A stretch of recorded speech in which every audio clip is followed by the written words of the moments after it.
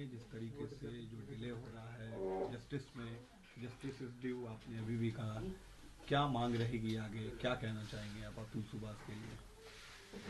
Sir ये तो अभी जो यंग लॉयर्स जो हमारे साथ बैठे हुए हैं उन्होंने भी बताया कि कितने नंबर ऑफ केसेस जो हैं वो पेंडिंग चल रहे हैं इंडिया में। तो जस्टिस डिले जो है वो भी एक तरीके का अपराध मानना चाहिए, क्योंकि जस्टिस डिले जब होता है तो इसी तरह की चीज़ें होती हैं। 2022 में जो चीज़ें ख़त्म हो गई उसको 2024 में आप ख़त्म कर रहे हो। आपके पास लॉ में ऐसा भी है कि विद इन टाइम फ्रेम जो है वो इस कुछ टाइम पीरियड के बाद आप वही जो ऑर्डर क्वेश कर दिया गया है वो ऑर्डर आपके ऊपर फिर से लगाया जा सकता है, उसका ट्रायल शुरू हो सकता है। एक बंदा वीडियो कॉन्फ्रेंसिंग की डिमांड करता है जो कि आज की डेट में हर जगह अवेलेबल है, आप उस पर कोई एक्शन नहीं लेते हो। एक बाप अगर अपने बेटे से मिलने की बात करता है कोर्ट में भी या फिर वीडियो कॉल पे भी, तो शायद उसको मिलने नहीं दिया जाता है या उसके ऊपर बात नहीं की जाती है। तो अगर क्यों क्यों नहीं की जाती है, इसका एक बहुत बड़ा रीजन है कि हमने ब्राइब नहीं दिया। शायद हम ब्राइब देते तो शायद ये केस भी सेटल करने की बात करते हैं, लेकिन केस सेटलमेंट के बाद भी ऐसा है सिस्टम है कि अगर आपको ठीक ना लगे तो वो दोबारा केस कर सकती हैं। तो सेटलमेंट भी जो है वो, क्योंकि अगर लोअर कोर्ट में आप सेटल करोगे तो हाई कोर्ट उनके पास जाने का है कि 3 करोड़ रुपए हमने दे दिया, तो शायद उनको कम लगे। 3 करोड़ रुपए अगर दे देते तो वो वही 3 करोड़ रुपए को यूज करके वो हाई कोर्ट में केस डालते, फिर वही सारी चीज़ें चलती हाई कोर्ट में। वही सारी चीज़ें जो है वो हाई कोर्ट से अगर पास हो जाती तो शायद चलता सुप्रीम कोर्ट में।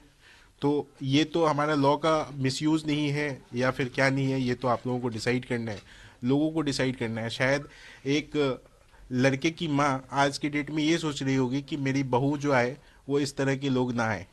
तो इसका क्राइटेरिया क्या है ये मुझे नहीं पता है, लेकिन एक माँ अब आज के डेट में ये डर गई है कि उसके बेटे की शादी कोई लड़की ऐसी ना आ जाए जो ये सारी चीज़ें कर पाए। अपने भतीजे की आप कस्टडी के लिए भी आप लोगों ने डिमांड की है, लोकल एफआईआर भी किए हैं, लोकल थाना का बताइए कि वहाँ से क्या बोला जा रहा है आप लोगों को, और कस्टडी के बारे में क्या अपडेट बताया जा रहा है? सर हमें किसी भी लोगों से हम बहुत ज़्यादा प्रयास कर रहे हैं, कहीं सारी जगहों से प्रयास कर रहे हैं, लीगली प्रयास कर रहे हैं सारी चीज़ों के लिए कि हमें बताया जाए कि बच्चा कहाँ है।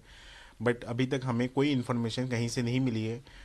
हमने सुप्रीम कोर्ट में जो गुहार लगाई है उसमें हमें वो उन्होंने जो डायरेक्शन दिया है शायद हमें उसी का वेट करना चाहिए, या उसी की चीज़ों के लिए हम वेट कर रहे हैं कि शायद वो हमें पता चले 7 तारीख को कि वो कहाँ है, किस कंडीशन में है।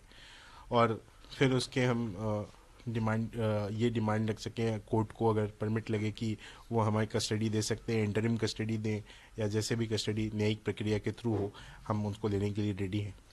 आगे आप लोग क्या चाहते हैं, क्योंकि जुडिशरी पर एक बहुत बड़ा सवाल खड़ा हो रहा है, आपके ब्रदर ने भी जो पॉइंट्स लिखे थे, आप कुछ कहना चाहते हैं जिस तरीके से जो जज थी वहाँ पर?